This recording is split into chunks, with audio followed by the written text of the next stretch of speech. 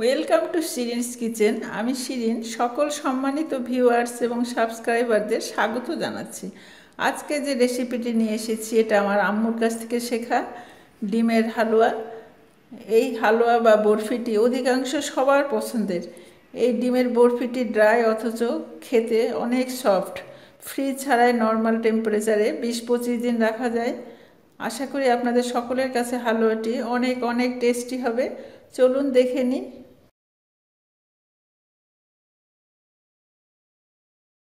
চিনি half KG, ঘি 50 গ্রাম, ডালডা 50 গ্রাম, কাজু বাদাম কাঠবাদাম 1 টেবিল চামচ, এলাচ গুঁড়ি 6টি, তেজপাতা 2 পিস, দারচিনি 2 পিস,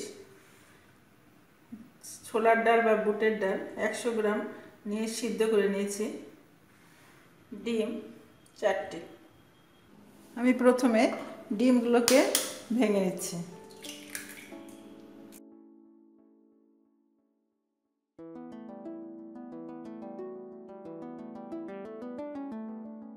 ডিমগুলোকে আমি ইলেকট্রিক বিটার দিয়ে বিট করছি। আপনাদের কাছে ইলেকট্রিক বিটার না থাকলে আপনারা কাঁটা চামচ দিয়ে ফাটবেন। এখানে খুব বেশি একটা ফাটার প্রয়োজন পড়ে না, এই জন্য কাঁটা চামচ দিয়ে ওটা ফাটা যাবে।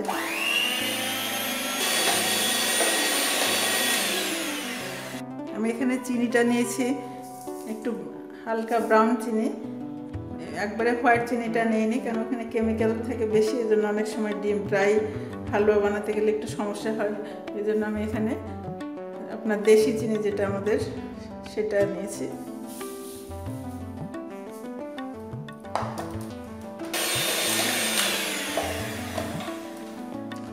এই হালুয়াটা একটু সেনসিটিভ হালুয়া, এই জন্য আমি এখানে এই চিনিটাই ব্যবহার করেছি।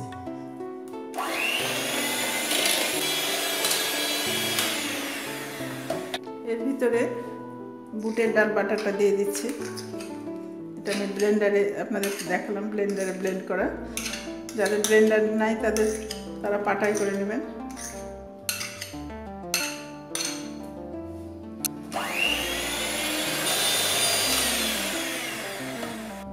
আমি দুধ দিয়ে দিলাম।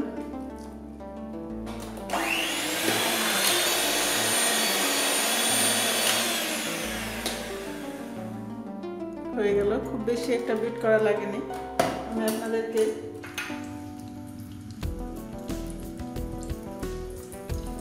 ঘিয়ের আমার অর্ধেক দিয়ে দিলাম, পরে আমি আবার একটু দিব।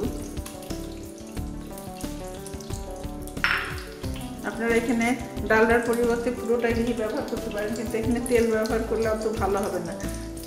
অল্প তেল দিলে সেটা ড্রাই হালুয়া, সেজন্য এখানে তেলটা ব্যবহার না করাই ভালো। আপনারা পুরোটা ঘি দিয়ে করলে আরও ভালো, টেস্ট বেশি হবে।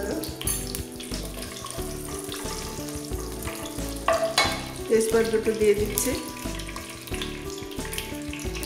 দারচিনি দিচ্ছি,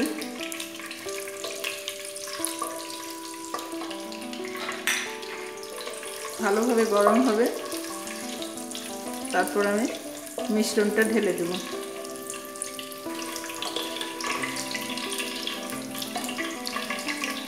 এখন আমি ঢেলে দিচ্ছি।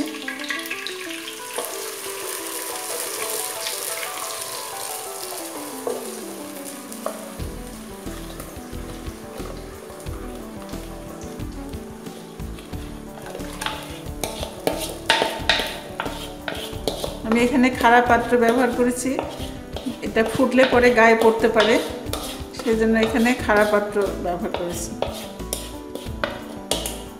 এখানে আমি ডালটা দিয়ে দিলাম। সসপ্যান টাইপের আপনারা কড়াইয়ে করতে পারেন, কিন্তু সাবধান যে গায়ে ফুটে পড়তে পারে। তখন জালটাকে একটু কমাই দেবেন, অথবা ঢাকনার মতো কিছু দিয়ে যেন গায়ে না পড়ে সেদিকে সাবধান থাকবেন। এটা সময় অনেক লাগবে, আমরা দেখা যাক কতখানি সময় লাগে। 40 মিনিটের বেশি লাগতে পারে।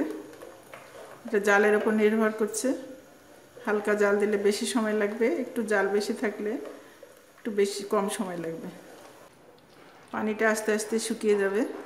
আমি এলাচ গুঁড়োটা দিয়ে দিলাম। এলাচ গোটা দিলাম না, কারণ এলাচের গন্ধটা বের হবে না গোটা দিলে, আর খুঁজে বের করতে হবে, ভিতর থেকে মুখে পড়লে খারাপ লাগবে, এই জন্য আমি এটা গুঁড়া করে দিয়েছি।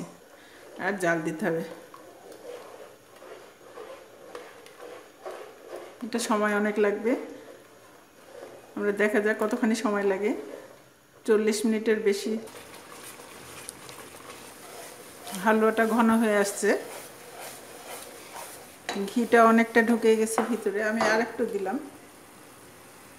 যেটুকু ছিল তার মধ্যে রাখলাম, দিয়ে দিলাম সব মশলাগুলো, উঠিয়ে ফেলছি, পরে উঠানো অসুবিধা, টাইট হয়ে যাবে।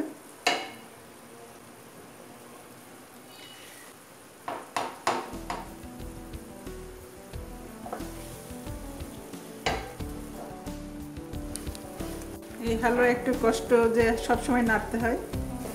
হালুয়াটা তাল পাকা এসছে, এখন এটা ঘি ছাড়বে। যখন ঘি ছাড়ার পরে আর একটুক্ষণ নাড়বো আমি, এখনো ঘি ছাড়েনি, তলা দিয়ে দেখা যাবে, একটু ঘি দেখা যাবে।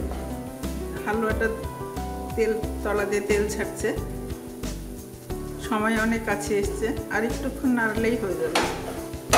হালুয়া হয়ে গেছে, এখন ঢেলে ফেলবো। 45 মিনিট লাগলো আমি এইভাবে জালে, মিডিয়াম থেকে একটু কম জালে আমি এটা করলাম। আমি এখন ঢেলে ফেলবো, এটা ঢেলে ফেলে সঙ্গে সঙ্গে কাটতে হবে।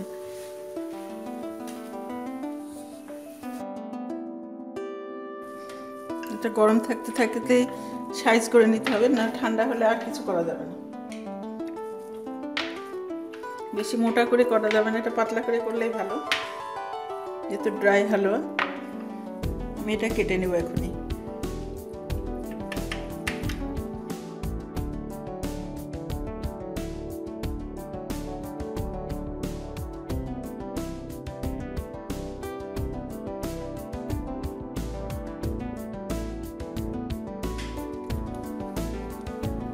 এটা ঠান্ডা হতে দেবো একবারে, পুরোপুরি ঠান্ডা না হলে হালুয়া খোলা যাবে না। আমার ডিমের ড্রাই বরফি তৈরি হয়ে গেল। আপনারা তৈরি করে দেখুন, তাহলে বুঝতে পারবেন কত টেস্টি। আমার রেসিপি ভালো লেগে থাকলে আমার আরও বিভিন্ন ধরনের আচার সহ অন্যান্য রেসিপি পেতে শেয়ার এবং সাবস্ক্রাইব করবেন। কোনো প্রশ্ন থাকলে কমেন্ট বক্সে লিখবেন। আপনারা ভালো থাকেন, ধন্যবাদ।